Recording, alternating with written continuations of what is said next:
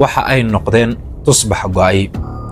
waa tusaalaha ugu macquulsan ee aad siin karto markii uu qofku weydiiyo su'aashan ah maxaa ka socda Galmudug.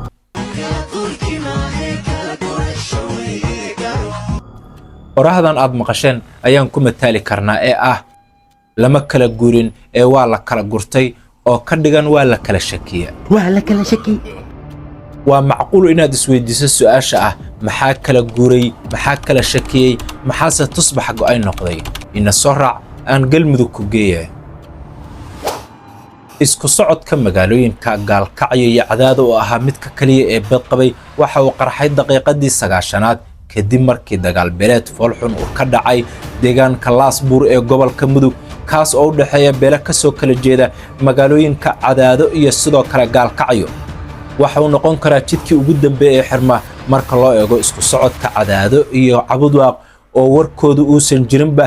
xiraale iyo sidoo kale balanbal iska badaa Gurceel iyo balanbalna wayba ka sii daran yihiin.